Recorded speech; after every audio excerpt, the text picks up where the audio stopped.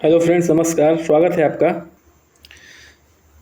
है आपका government exam preparation channel में। आज हम लोग देखने वाले हैं यूपी डीएलएड थर्ड सेमेस्टर के लिए रिवीजन क्लास होगी। एक ही क्लास में जो है सब कुछ खल्लास करने की कोशिश है। गणित का रिवीजन क्लास है। तो चलिए शुरू करते हैं। इसके पहले जो है थोड़ा सा हमारे बारे में जान लीजिए। 6 to 12 यानी कि 10th और 12th दोनों सब कुछ जो है जवाहर नवोदय विद्यालय से। बीटेक हैं, बीटीसी 2018 में pass out, super TET, UP TET, C TET, primary में जो है अच्छे नंबर से क्वालीफाई। राजसी टंडन से जो है ज्योग्राफी से एमए, जो कि ओपन यूनिवर्सिटी है। उसके बाद जो है 3 नौकरियां अकाउंटेंट जनरल ऑफिस शिमला में एसएससी के थ्रू, यूपी सब इंस्पेक्टर, दरोगा, और उसके बाद जो है बेसिक शिक्षा में शिक्षक। तो आगे बढ़ते हैं और देखते हैं हम लोग जो है कि आज के रिवीजन क्लास को। ठीक है, देखिए 2 क्वेश्चन लिख दे रहे हैं आपके पास, 2, 3 और x का। ठीक है, और x का क्या है? समानांतर माध्य 3 है। ठीक है, समानांतर माध्य जो है 3 है। कितना है? 3 है। तो x का मान निकालना है। क्या निकालना है? x का मान निकालना है। देखिए समानांतर माध्य क्या होता है, इसको हम थोड़ा देख लेते हैं। हल कैसे कर लेते हैं। देखिए समानांतर माध्य बराबर जो होता है, समानांतर माध्य बराबर जो होता है सभी को जोड़ दीजिए, 2 + 3 + x। ठीक है, और ये कितने हैं?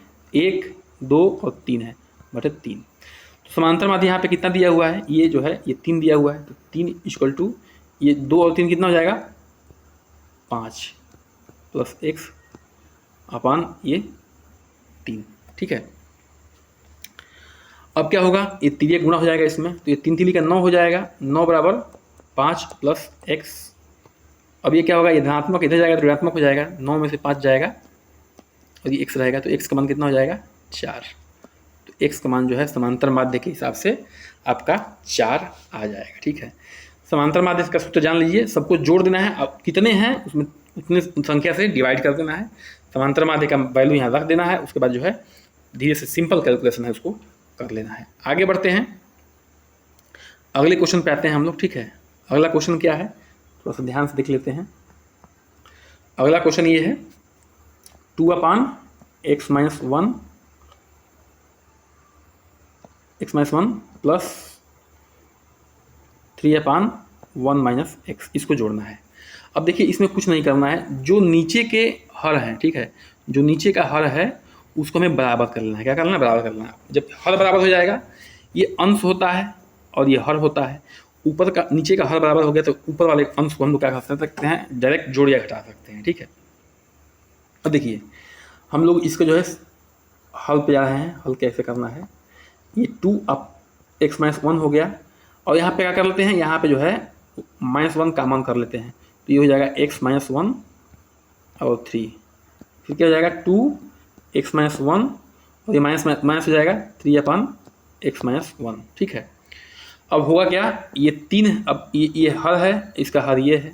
जब हर बराबर होता है तो अंश क्या होते हैं? आपस में घट जाते हैं, ठीक है, जुड़ जाते हैं। ठीक है, तो जो भी चिन्ह है तो ऊपर क्या हो जाएगा? 2 - 3/(x - 1). 2 में से -3 गया, -1/(x - 1). ये आपका क्या हो जाएगा? आंसर हो जाएगा। ठीक है, ये क्या हो जाएगा? आंसर हो जाएगा। इस चीज़ को क्या करना था? हमें जोड़ना था, और हमने क्या कर दिया? आसानी से जोड़ के यहाँ पे देख लिया। नीचे से एक -1 कॉमन ले लिया था। उसके बाद जो है हर बराबर हो गया। हर बराबर हो गया तो अंश को अपने आप जो है सिंपल तरीके से जोड़ या घटा लेंगे। आगे बढ़ते हैं, प्रश्न संख्या हम लोग। ठीक है, एक और प्रश्न है आपका यहाँ पे। ठीक है, प्रश्न को लिख लेते हैं यहाँ पे। 3/4 का पावर 2 गुणे 3/4 का पावर 10 भागे 3/4 का पावर 8। ठीक है, इसको हमें लिखना है। अब देखिए करना क्या है। जब एक सूत्र जान लीजिए, एक सूत्र क्या है? ठीक है, जब आधार समान हो और गुणा हो, तो आधार समान हो और गुणा हो तो ऊपर के जो घात हैं वो जुड़ जाते हैं, n + p हो जाएगा। और आधार समान हो और बीच में भाग का चिन्ह हो, ठीक है, तो क्या हो जाएगा? आधार जो है घट जाता है, सॉरी घातांक जो है घट जाता है, घातांक घट जाता है। ये सूत्र आपको पता होना चाहिए, ठीक है। तो वही सेम फार्मूला इस पर लगा देते हैं हम लोग। 3/4 है ये है, ठीक है। और ये यहाँ देखिए घात जो है 1 2 है और गुणा में 10 है तो प्लस हो जाएगा, और भागे में -8 है तो -8 हो जाएगा। तो कितना हो जाएगा, ये 2 और 10 12 हो जाएगा, 12 में से 8 गया 4 हो जाएगा। 3 का पावर 3/4 पावर 4, ठीक है। आशा समझ में आ रहा होगा। इस सूत्र को आपको ध्यान रखना है, ठीक है। इस सूत्र को क्या करना है, ध्यान रखना है, ठीक है, और आगे बढ़ते जाना है, ठीक है। आशा है, विश्वास है कि सब जो है समझ में आ रहा होगा। आगे बढ़ते हैं, अगले प्रश्न पे हम लोग करते हैं कैरी, ठीक है। अगला प्रश्न जो है वो लॉग से संबंधित है, ठीक है। क्या है, लॉग से संबंधित है। तो उस पर हम लोग क्या करने वाले हैं, चर्चा करने वाले हैं, ठीक है। अब देखिए प्रश्न ये है कि 5 का पावर 6 बराबर 15,625, 15,625। इसका जो है लघु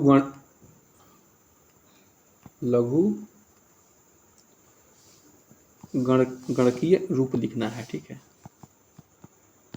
अंग्रेजी में लॉग कहते हैं, बस ध्यान रखिए, ठीक है। इसका ये रूप आपको लिखना है। अब देखिए इसको कैसे लिख सकते हैं, इसको जो है लिख सकते हैं हम लोग लॉग वाले रूप में, ठीक है। हल अगर कहते हैं तो इसको ये लिख सकते हैं log बेस 5 15,625 बराबर 6। क्या लिख सकते हैं, 15,625 बराबर 6, ठीक है। अब इसमें ये होता है नियम, देखिए log का सूत्र फॉर्मूला क्या होता है कि log बेस a और a का पावर अगर n है तो इसका मान जो है n होता है। जो a वाला n है वो होता है, और log बेस a और a का पावर जो है वो हट जाता है, और n जो है कहाँ चला जाता है, आगे, और इसका मान क्या होता है, इसका मान 1 हो जाता है, ठीक है। यही चीज़ है, तो बराबर क्या हो जाएगा, n हो जाएगा। तो वही सूत्र जो है यहाँ पे ये अप्लाई किया गया है। आगे बढ़ते हैं, अगले प्रश्न पे आते हैं हम लोग। देखिए अगला प्रश्न क्या है, x का पावर 6 भागे x का पावर -7। तो इसका हल जो है हम लोग करने वाले हैं, ठीक है। इसका हल क्या है, x का पावर -6 है। अब देखिए यहाँ पे बेस समान है और भाग का चिन्ह है, तो क्या हो जाएगा, माइनस हो जाएगा। क्या हो जाएगा, माइनस और -7, तो क्या होगा, x -6 और +7, तो हो जाएगा x का पावर 1 यानी कि x। उत्तर क्या हो जाएगा, इसका उत्तर जो है उसका x हो जाएगा। यही क्वेश्चन था और इसका हल जो है आशा समझ में आ रहा होगा। बेस समान हो, बीच में भाग का चिन्ह हो, तो ऊपर के जो है अंशों में क्या होता है, अंश जो है आपस में घट जाते हैं, अगले में से पिछला घट जाएगा। आगे बढ़ते हैं, अगला प्रश्न है, ठीक है। अगला प्रश्न क्या है कि x² -4 अपन x + 2 का होल स्क्वायर, इसका क्या लिखना है, इसको हमें सरलतम रूप में करना है, ठीक है, ठीक है। क्या करना है, इसको सरलतम रूप में करना है, न्यूनतम रूप में करना है। तो कुछ नहीं, इसका हम लोग हल ढूंढ लेते हैं, ठीक है। हल क्या है इसका, देखिए हल करेंगे इसको। हल में क्या है कि ऊपर वाला क्या है, ऊपर वाला जो है यहाँ पे जो है x² और 2² लिख सकते हैं, x + 2 का होल स्क्वायर। अब इसको क्या लिख सकते हैं, a - b यानी कि और a + b, ठीक है। देखिए ये सूत्र होता है a² - b² बराबर क्या होता है, a - b a + b। वही सूत्र जो है यहाँ पे क्या किया गया है, अप्लाई किया गया है। और नीचे क्या है, x + 2 का होल स्क्वायर है, तो इसको 2 बार लिख सकते हैं, x + 2 x + 2, x + 2 से x + 2 कैंसिल हो गया। ऊपर क्या बचा, x - 2, नीचे क्या बचा, x + 2, ठीक है। यही क्या हो जाएगा इसका, यही हो जाएगा आपका सरलतम रूप। इसका जो है सरलतम रूप क्या हो जाएगा, इसका सरलतम रूप हो जाएगा ये, ठीक है। तो आशा है समझ में आ रहा होगा बातें। आगे बढ़ते हैं, अगले प्रश्न पे हम लोग रुख करते हैं, ठीक है। अब देखिए यदि एक घन की कोण जो है 4 सेंटीमीटर है, तो उस घन के कोरों की संख्या होगी। ठीक है, एक घन के कोर जो है 4 सेमी हो तो उस घन के कोरों की संख्या कितनी होगी। देखिए घन जो है कैसे बनता है, एक बार बना के दिखा दे रहे हैं। 2 आयत ऐसे बनाइए और एक ऐसे कर दीजिए। ठीक है, अब इस घन में जो है क्या गिनना है, चारों कोरों की संख्या गिननी है। ये प्रश्न सारे पूछे गए यहाँ पे एग्जाम में, तो यहाँ पे काउंट कर लीजिए, कुछ नहीं। सबसे पहले छत वाला गिनिए, तो 1 2 3 4, फिर दीवार वाला गिनिए 5 6 7 8, फिर जो है फर्श वाला गिनिए 9 10 11 12। तो चारों कोर कितने हो गए, कोर कितने हो गए 12।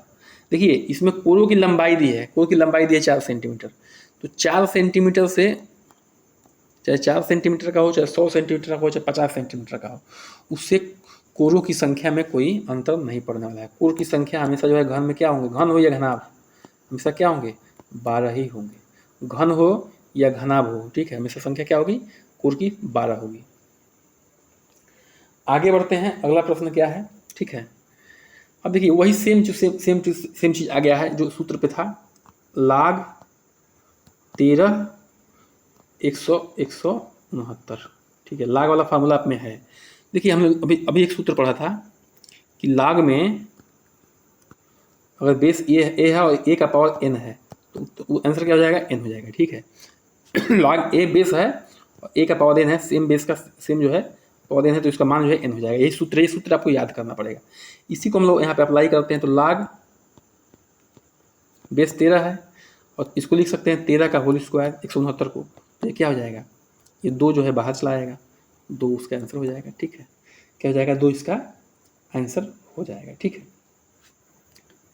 अब देखिए एक अर्धवृत्त में स्थित कोण का मान होता है। ठीक है, एक अर्धवृत्त में स्थित कोण का मान क्या होता है, आपको बताना है। देखिए ये वृत्त का नियम है, जान लीजिए, ये वृत्त है मान लीजिए, और ये जो है ये व्यास है, ये क्या है, केंद्र है।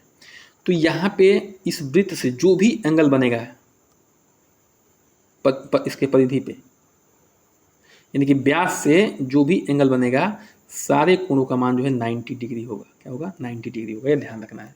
वृत्त पे व्यास से, जो ये व्यास है, ध्यान रखिएगा, चाप से नहीं, व्यास से, ये ध्यान रखना है। व्यास से जो केंद्र से होकर गुजरता है उसको व्यास कहते हैं, उसको चाप। ठीक है, उससे अगर परिधि पर बनता है एंगल तो हमेशा जो है क्या होगा, हमेशा चाहे कहीं भी बने वो 90 डिग्री का होगा, ये ध्यान रखना है। ठीक है, 90 डिग्री का होगा। आगे बढ़ते हैं, अगले प्रश्न पे आते हैं हम लोग। ठीक है, अगला प्रश्न क्या है भाई, अगला प्रश्न हमारा ये है कि 1 मिनट के लिए थोड़ा सा अच्छे जो प्रश्न उनको लाते हैं। ठीक है, चित्र में एक चित्र बना दे रहे हैं। ठीक है, एक चित्र बन गया है, अच्छा प्रश्न ध्यान से देखना है आपको। और ये केंद्र है, वो जो है उसका वो केंद्र है, और इस केंद्र पे ठीक है ये 80 डिग्री है। क्या है, ये 80 डिग्री है, 80 डिग्री मान है। अब इसमें पूछा जा रहा है कि ए डी बी की माप क्या होगी, यानी कि पूछ रहे हैं, ये प्रश्न पूछा जा रहा है आपसे। ठीक है, इसको जो है आपको निकालना है, ये क्वेश्चन में है। ठीक है, ये ए है, डी है और ये बी है, तो आपसे जो है एंगल ए डी और बी पूछा जा रहा है, ध्यान रखना है। ठीक है, अब देखिए नियम क्या होता है, थोड़ा सा उसको जानना जरूरी है। एक ही चाप से अगर केंद्र पे एंगल बनता है और उसी साइड में अगर परिधि पे बनता है, ध्यान रखना उसी साइड में, उसके पीछे, तो जो है इसका क्या होगा, ये आधा होगा। तो 80 का आधा क्या हो जाएगा, ये 40 हो जाएगा। 80 का आधा क्या हो जाएगा, ये 40 हो जाएगा। ठीक है, 80 का आधा क्या हो जाएगा, 40। ये नियम एक बार बता दे रहे हैं कि अगर वृत्त के केंद्र से उसी चाप से, यानी कि ये जो चाप बना है ये, ठीक है, इसी चाप से और उसके पीछे एंगल बनता है तो केंद्र का आधा हो जाएगा। तो ये 80 था तो ये 40 हो गया। अब देखिए कोई भी ये वृत्त है, कोई भी वृत्त है तो उसमें जो चतुर्भुज बनता है वो साइक्लिक होता है। साइक्लिक चतुर्भुज में आमने सामने के कोणों का जो सम होता है वो 180 डिग्री होता है। क्या होता है, 180 डिग्री। तो ये 40 तो है ही है, और ये चतुर्भुज बन रहा है। ठीक है, इसको एल मान लीजिए। तो एल ए डी बी में चतुर्भुज मान लीजिए एल ए डी बी में जो है ये 40 डिग्री का, और 40 angle L plus angle D बराबर हो जाएगा 180। तो ये एंगल एल कितना है, एंगल एल जो है 40 है, प्लस एंगल डी 180, तो एंगल डी बराबर क्या हो जाएगा, 180 में 40 हटाएंगे तो क्या हो जाएगा 140 डिग्री। ठीक है, 140 डिग्री आपका हो जाएगा इसका आंसर। आगे बढ़ते हैं, अगले प्रश्न की तरफ हम लोग क्या करते हैं, रुख करते हैं। अब देखिए ये सेम टू सेम प्रश्न पूछा गया है आपके एग्जाम में। ठीक है, प्रश्न क्या है कि a का पावर 7 गुणे a का पावर -9, ये बहुत बार पूछा गया है। इसका मान क्या होगा। ठीक है, इसका मान पूछ रहा है, तो मान कैसे निकलेगा, फिर वही बात, ये बेस आधार सेम है, बेस सेम है, तो ऊपर के जो है घातांक जुट जाएंगे। ठीक है, साइन के साथ, तो a और 7 -9, 7 में से -9 हो जाएगा, क्या हो जाएगा, a -2 हो जाएगा। ठीक है, ये उसका सिंपल सा उत्तर हो जाएगा। आगे बढ़ते हैं, अगले प्रश्न पर देखते हैं हम लोग। ठीक है, अगला प्रश्न क्या है भाई, उसको हम लोग निकालने की कोशिश करते हैं। ठीक है, देखिए डायरेक्ट सूत्र पे है a³ - b³ बराबर अपान a² plus ab minus b²। इसका भी मान लिखना है, यानी कि सरलतम रूप लिखना है। क्या लिखना है, सरलतम रूप में। ठीक है, सरलतम रूप में लिखना है। देखिए इसको कैसे हम लोग हल करेंगे, थोड़ा सा देख लेते हैं इसको। देखिए हल में डायरेक्ट सूत्र लिख देना है। ठीक है, a³ - b³ का सूत्र क्या हो जाएगा, a - b और a² plus ab plus b², और नीचे जो है आपका ये है नीचे वाला, ये वाला a² plus ab plus b², ये आपस में क्या हो जाएंगे, कैंसिल हो जाएंगे, बचेगा क्या, a - b क्या हो जाएगा आपका, ये हो जाएगा आपका आंसर। ठीक है, तो इस तरह से हमें जो है ध्यान से काम को करना है। अब अगला प्रश्न क्या है, देखिए अगला प्रश्न जो है कि 7/20 को भिन्न रूप में लिखना है। क्या लिखना है, भिन्न रूप देना है। ठीक है, भिन्न रूप का प्रतिशत में लिखना है, प्रतिशत रूप होगा। ठीक है, प्रतिशत भिन्न रूप है, इसका प्रतिशत रूप क्या होगा इसको आपको बताना है। ठीक है, तो कुछ नहीं करना है, प्रतिशत रूप जब भी देना होता है तो उस भिन्न में क्या करना होता है, 100 से गुणा कर देना होता है। ये हल है। ठीक है, 7/20 × 100, तो 20 × 25 100, 5 × 7 35, ये 35% हो गया। ठीक है, जब भी किसी भिन्न को प्रतिशत रूप देना होता है तो क्या करते हैं भाई, उसमें जो है आपको करना क्या होता है कि 100 से मल्टीप्लाई कर देना होता है। आगे बढ़ते हैं, अगले प्रश्न पे हम लोग आते हैं। ठीक है, देखिए दो समुच्चय दिया हुआ है, एक ए दिया हुआ है 4 6 और ये 7, और दूसरा दिया हुआ है बी 3 5 और ये 6, ये दिया हुआ है। आपसे पूछा क्या रहा है, ए इंटरसेक्शन बी। तो ए इंटरसेक्शन बी होता क्या है, समझिए पहले ध्यान से। ठीक है, ए इंटरसेक्शन बी वो होता है कि दोनों में कॉमन क्या है, दोनों में क्या है, कॉमन क्या है। तो इंटरसेक्शन बी दोनों में कॉमन क्या है, देखिए इसमें 4, पहले में 4 है लेकिन दूसरे में 4 नहीं है, पहले में 6 है लेकिन पहले में 6 है तो ये कॉमन नहीं होगा, और दूसरे में भी 6 है तो ये कॉमन हो गया। ठीक है, 7 है तो 7 इसमें नहीं है तो 7 भी कॉमन नहीं है, तो केवल क्या कॉमन है, 6 कॉमन है। तो इसका जो है ए इंटरसेक्शन बी होगा वो केवल और केवल क्या होगा, 6 होगा। ठीक है, ये ध्यान रखने वाली बात है। ठीक है, अब एक आपसे पूछा है सवाल, ठीक है, कि 1 वर्ग मीटर बराबर है। ठीक है, 1 वर्ग मीटर बराबर है सेंटीमीटर के फॉर्म में। ठीक है, 1 वर्ग मीटर बराबर है, तो ये सेंटीमीटर के फॉर्म में चेंज करना है इसको, तो इसको देख लेते हैं। देखिए यहाँ पे लिखा है 1 वर्ग मीटर। ठीक है, अब वर्ग लिखा है, स्क्वायर लिखा है, तो 1 वर्ग मीटर लिखा है, यानी कि मीटर को 2 बार स्क्वायर किया है। ठीक है, तो सेंटीमीटर के फॉर्म में चेंज करने के लिए कहा है, तो इसको हल देख लेते हैं। 1 वर्ग मीटर में 100 सेंटीमीटर, 100 × 100, तो कितना आ जाएगा, 10,000। कितना आ जाएगा, 10,000 वर्ग मीटर। ठीक है, 10,000 वर्ग मीटर हो जाएगा। ठीक है, आगे बढ़ते हैं और अगले प्रश्न की तरफ हम लोग रुख करते हैं। ठीक है, जो भी अच्छे प्रश्न हैं आपके एग्जाम में आए हुए हैं उन पर हम लोग विचार करते हैं। अब देखिए साधारण ब्याज का भी सूत्र है, तो साधारण ब्याज का सूत्र क्या होता है, साधारण ब्याज का सूत्र, साधारण ब्याज होता है मूलधन गुणे दर गुणे समय बटे में 100 ये होता है। ठीक है, तो एक सवाल आया है कि उसका साधारण ब्याज निकालना है। मूलधन दिया हुआ है 2000, दर दिया हुआ है 5%, समय दिया हुआ है आपका 2 वर्ष, तो 100 से भाग दे दीजिए, ये कट गया, 20 बचा, 20 बचे 100 और 100 दूनी का 200, 200 रुपये जो है इसका क्या हो जाएगा, साधारण ब्याज होगा। ठीक है, सिंपल इंटरेस्ट साधारण ब्याज कितना हो जाएगा आपका, 200 रुपया हो जाएगा। आगे बढ़ते हैं, अगले प्रश्न पे आते हैं। अब देखिए आपके सामने एक सवाल है कि 16:8:18:x, ठीक है, ये आपके सामने दिया हुआ है। तो इसका हमें हल निकालना है। देखिए इसका मतलब क्या होता है, ये जो है तो ये जो है चिन्ह इज टू, तो 16/8 लिख दीजिए और इसका मतलब बराबर लिख दीजिए। जो आगे है उसको ऊपर लिखना है और जो बाद में है उसको पीछे लिखना है। एक्स का मान निकल जाएगा आपका तीरे गुणा करके। ठीक है, ये इधर चला जाएगा, एक्स बराबर हो जाएगा आपका 18 × 8 अपन 16, 8 दूनी का 16, 2 9 18, 9 जो है एक्स का मान हो जाएगा। एक्स का मान क्या हो जाएगा, 9 हो जाएगा। ठीक है, अगला प्रश्न है वृत्त के चाप और उसकी जीवा द्वारा घिरा हुआ क्षेत्रफल कहलाता है। देखिए ये वृत्त है, ये चाप है, ठीक है, ध्यान रखना। तो जो इससे घिरा हुआ क्षेत्र है उसको क्या कहते हैं, यही आपसे पूछा जा रहा है। तो इस क्षेत्र को कहा जाता है आपका वृत्त खंड, यानी कि वृत्त का खंड है, ये वृत्त खंड कहते हैं। ठीक है, जो एक जीवा खींची हो और उसका उससे जो चाप ये बना हुआ है इसको क्या कहेंगे, वृत्त खंड कहेंगे।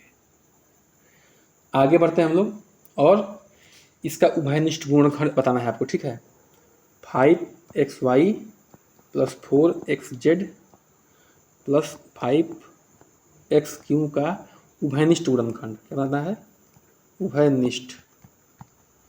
ठीक है, उभयनिष्ठ गुणनखंड बताना है। तो क्या करेंगे, इसमें से x कॉमन ले लेंगे, वही x जो है इनका गुणनखंड है, क्योंकि हर टर्म में क्या है, एक सही है, तो इसका एक उभयनिष्ठ गुणनखंड क्या हो जाएगा, x हो जाएगा। अगला प्रश्न क्या है, ठीक है, अगला प्रश्न आपके सामने है, बहुत ही बेहतरीन प्रश्न, ट्रिकी है थोड़ा। x² x + 1/4 क्या निकालना है, गुणनखंड निकालना है। क्या निकालना है, गुणनखंड। ठीक है, तो कुछ नहीं करना है, इसको कर सकते हैं x² हल के रूप में। ठीक है, ये आपका हल हो गया, प्लस x/2 + x/2 = 1/4। ठीक है, यहाँ से x कॉमन ले लिए तो ये x हो जाएगा, x = 1 + 2, यहाँ से x कॉमन ले तो हो जाएगा x/2 कॉमन ले तो हो जाएगा ये, सॉरी 1/2 कॉमन लेंगे यहाँ पे, तो ये हो जाएगा x + 1/2। ठीक है, ये कॉमन हो जाएगा। अब देखिए यहाँ से ये कॉमन ले लिए दोनों टर्म में, तो ये बचेगा x + 2 बराबर क्या हो जाएगा, x + 1/2, दो टर्म है ये वाला, ये x + 1/2 जो कॉमन ले लिए तो क्या बचेगा, यहाँ बचेगा x, यहाँ बचेगा 1/2। तो यही इसका क्या हो जाएगा, गुणनखंड हो जाएगा। ऐसे लिखिए या ऐसे भी लिख सकते हैं 1/2 का होल स्क्वायर। ठीक है, तो इस सवाल को जो है ऐसे हल करना है। आशा है समझ में आ रहा होगा। आगे बढ़ते हैं और अगले प्रश्न पर हम लोग विचार करते हैं। ठीक है, जो भी प्रश्न आपको बताया जा रहा है आशा है कि आपको समझ में आ रहा होगा। ठीक है, तो अब देखिए 9, एक मिनट थोड़ा सा स्क्रीन सही करते हैं। ठीक है, 9a² - 24m + 18a³ में भाग देना है। किससे भाग देना है भाई, भागना है आपका 3a से भाग देना है। ठीक है, किससे भागना है, 3a से भाग देना है। तो इसको हम लोग भाग दे के देख लेते हैं। ठीक है, देखिए 3a से भागना, तो इसमें जो है किससे गुणा करें कि 9a² आ जाए, तो 3a से गुणा करें, तो तितली का 9 और a² घटाएंगे तो ये क्या हो जाएगा, 0 हो जाएगा। अब उतरेगा क्या, ये वाला टर्म उतरेगा 24a। ठीक है, अब इसमें किससे गुणा करें कि -24a आ जाए, तो इसमें गुणा करेंगे आपका 8 से। किससे गुणा करेंगे, 8 से। तो 8 का 24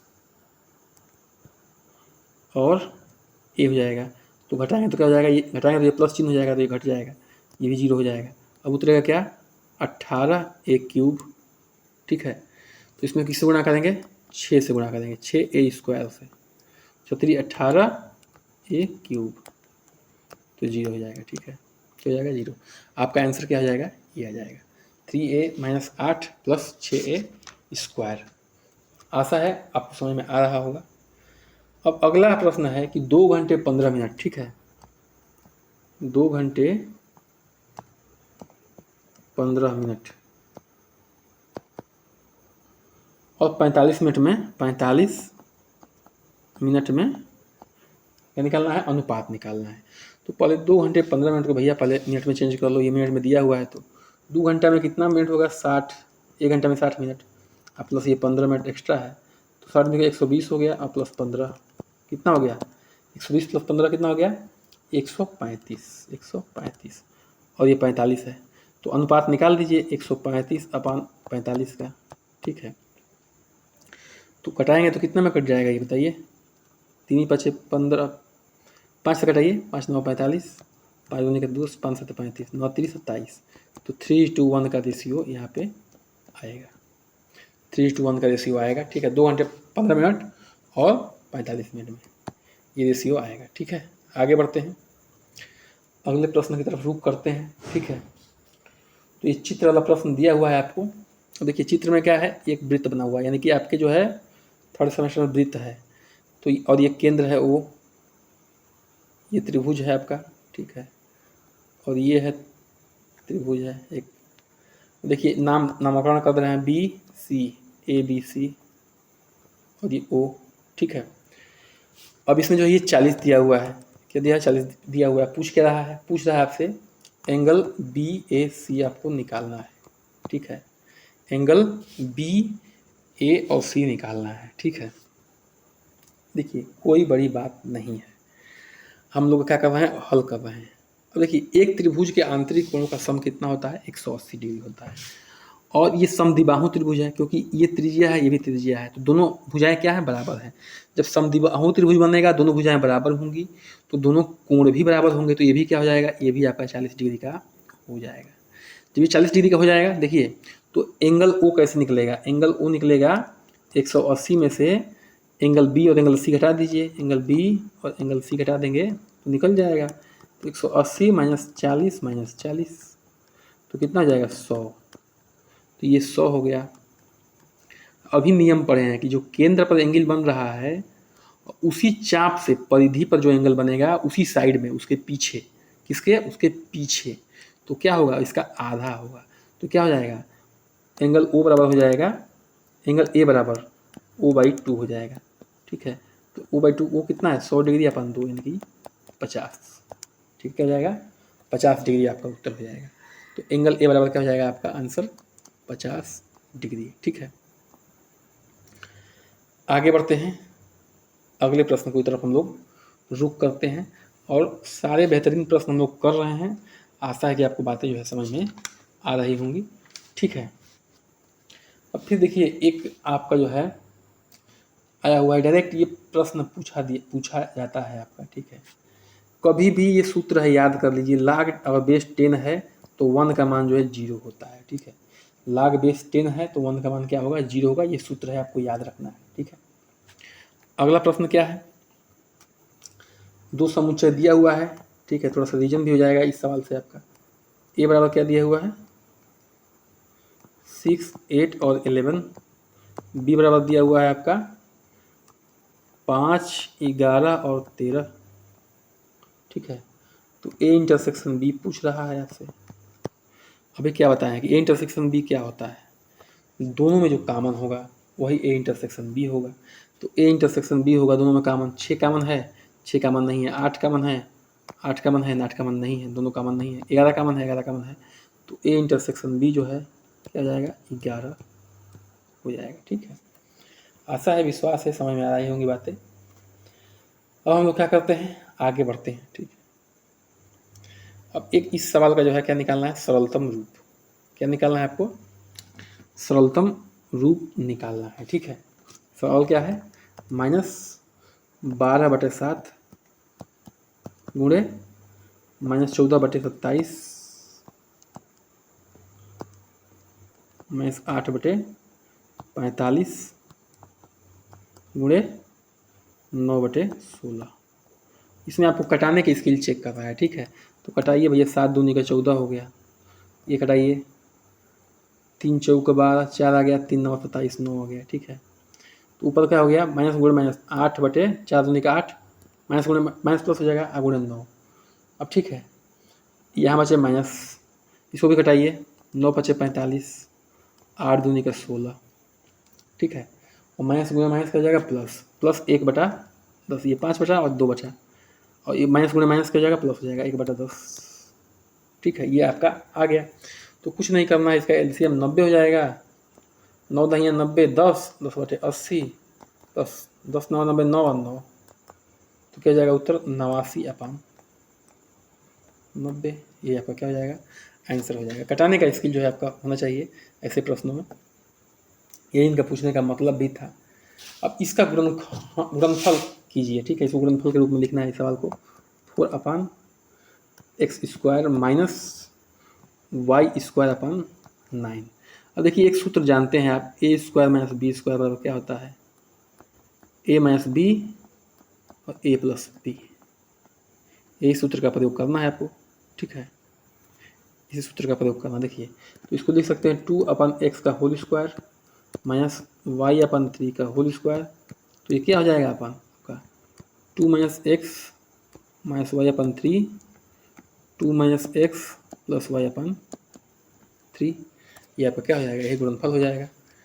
तो ये सब आसान प्रश्न है, आपको सूत्र जो है थोड़ा सा ध्यान देते रहना है, ठीक है। अब एक और आया है आपके सवाल सामने, बहुत ही आसान है, ये कर चुके हैं आप लोग, ठीक है। तो इसलिए इस पर विशेष हम ध्यान नहीं दे रहे हैं। लाग का एक सवाल है, उसको हम लोग कर लेते हैं। देखिए लाग 6 बेस 6 है और 1296 है, इसी सूत्र पे आपका फेमस सूत्र है। देखिए तो 1296 को हम लोग क्या लिख सकते हैं, हल में देख लेते हैं थोड़ा। हल में ये है log 6, ये हल हो गया आपका, और इसको लिख सकते हैं 6 का पावर 4। तो सूत्र याद करिए, जब बेस और ये सेम हो तो ये उत्तर क्या हो जाता है, ये घातांक आगे चला जाता है, बस ये 4, बाकी सब 1 हो जाता है, तो 4 उत्तर हो जाएगा इसका, ठीक है। तो आसान है, सारा प्रश्न जो है आसान है, बस एक ही थोड़ा सा 2-4 फार्मूलों पे आपको याद करना है, चलते रहना है। अब देखिए एक मोटी दीवार की जो है आपसे क्या पूछ रहा है, कोई दीवार है तो दीवार का आपसे पूछ रहा है आयतन, क्या पूछ रहा है, आयतन पूछ रहा है। उसकी लंबाई दी है, चौड़ाई दी है और ऊंचाई दी है, ठीक है। आयतन का सूत्र हमेशा याद रखना है आपको। लंबाई 8 मीटर दिया हुआ है, मीटर है, चौड़ाई 3.5 मीटर है, ऊंचाई 20 सेंटीमीटर है। अब सेंटीमीटर वाले ने खेल कर दिया है, तो इसको मीटर में कन्वर्ट कर लीजिए, 100 से भाग दे दीजिए, मीटर में कन्वर्ट हो जाएगा, तो ये 0.2 हो जाएगा। अब देखिए आयतन का होता है, आयतन का जो सूत्र होता है किसी भी घन का घनाभ का, वो सूत्र होता है लंबाई गुणे चौड़ाई और गुणे ऊंचाई, ठीक है। लंबाई 8, चौड़ाई 3/5, ऊंचाई मोटाई जो है जो भी कहिए, ऊंचाई 2 है, ठीक है। बस आपको गुणा कर लेना है, इसको क्या कर लेना है, गुणा कर लेना है। देखिए कैसे इसको गुणा करने का तरीका मैं बता रहा हूँ, आसानी से आपका ये जो है हल हो जाएगा, ठीक है। देखिए ये 35 को दूनी करिए, 35 दूनी का 70, ये 8 को रखिए यहाँ पे, 70 हो जाएगा। 2 अंक पे लगा दीजिए, 1 और 1 2 अंक पे, 8 7 56, और इस 0 को बढ़ाना चाहते 0 बढ़ा दीजिए, और 2 अंक पे लगा दीजिए 1 2, तो 5.56 मीटर स्क्वायर, 5.6 मीटर क्यूब होगा, आयतन निकालना है, ठीक है। क्या होगा, क्यूब। आशा है बातें जो है बिल्कुल आपके तक पहुंच रही होगी और आप लोग जो है लगे होंगे यहाँ पे, ठीक है।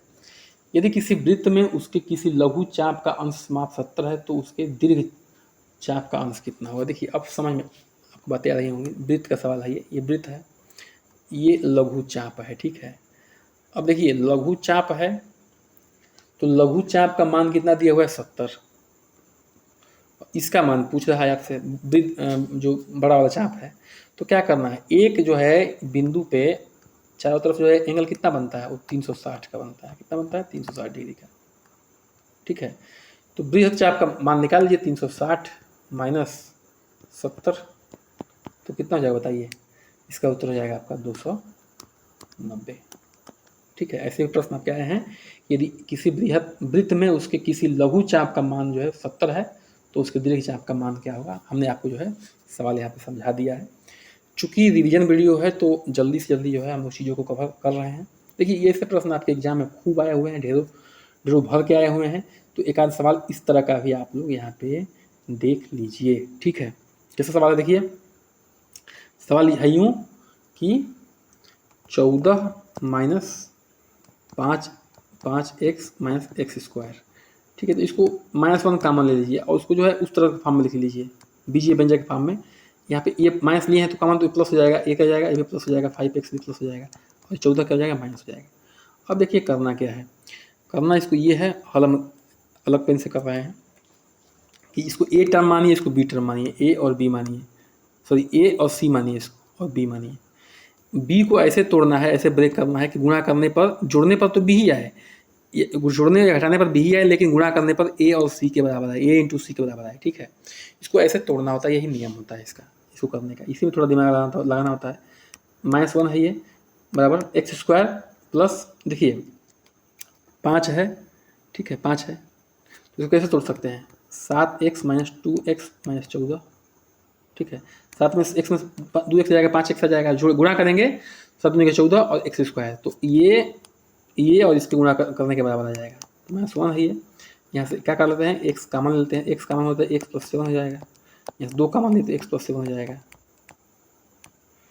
अब -1 है ये है, यहाँ x + 7 कामन हो गया, यहाँ क्या हो गया, x - 2 बचा।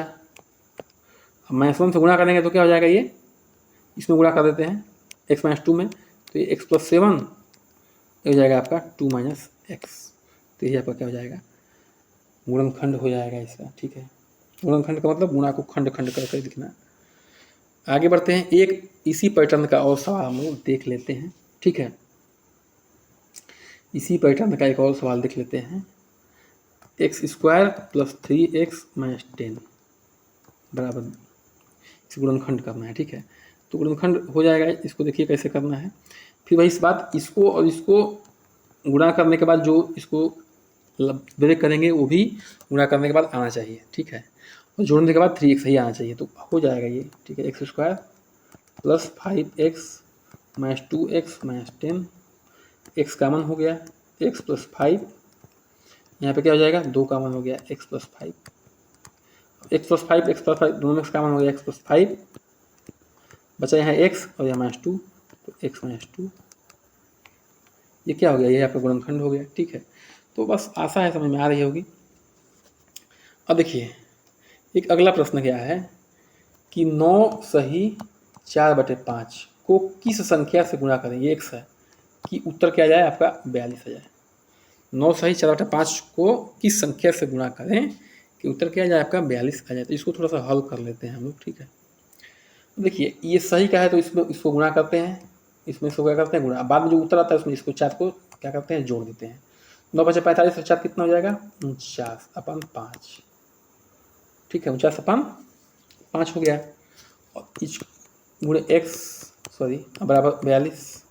अब ये इधर जाएगा और ये नीचे आएगा, ठीक है, गुणा करेंगे तो x बराबर क्या हो जाएगा, 42 × 5/49, तो 49 और 7 42, 6 × 5 30/7, ये x का मान हो जाएगा। 30/7 क्या आ जाएगा, x का मान। आगे बढ़ते हैं, अगले क्वेश्चन की तरफ हम लोग रुख करते हैं। आशा है कि आपको जो है बातें समझ में आ रही होंगी, पूरा विश्वास है हमें। और देखिए थोड़ा धैर्य बना के देखिए, जो भी पॉइंट समझ में नहीं आया एक बार थोड़ा दोबारा देख लीजिए, क्योंकि हम कोशिश कर रहे हैं भैया कि आपको जो है ऐसे सवालों को आप हल कर ले जाएँ जो हम यहाँ पे करा रहे हैं। क्योंकि अब देखिए बार बार सवाल वही रिपीट हो रहे हैं, साधारण बैच का सूत्र है, चक्रवृद्धि बैच का सूत्र है, और आप जो है चीज़ों को कर ले जाएंगे, लंबाई चौगुनी चौड़ाई बड़ी ऊंचाई, देखिए बार बार ये चीज़ें रिपीट हो रही है। ठीक है, बार बार चीज़ें क्या हो रही है, रिपीट हो रही हैं। तो जितना बताया हूँ उतना क्या है, एकदम परफेक्ट है आपका। ठीक है, उतना क्या है, परफेक्ट है और इसको थोड़ा सा रिवाइज कर लीजिएगा। और हमें नहीं लग रहा कि अब जो है इससे अलग सवाल आएंगे आपके। चैनल को सब्सक्राइब करिए, बिल्कुल लाइक करिए, शेयर करिए। हाँ, यूपी पुलिस और यूपी पीसीएस आर यादव की तैयारी भी चल रही है यहीं पे। अच्छी कंटेंट मिलते हैं, थोड़ा समय के अभाव में जो है नहीं कर पाते हैं हम लोग। बाकी जो भी कंटेंट मिलेगा आपको बेहतरीन मिलेगा। नमस्कार, जय हिंद।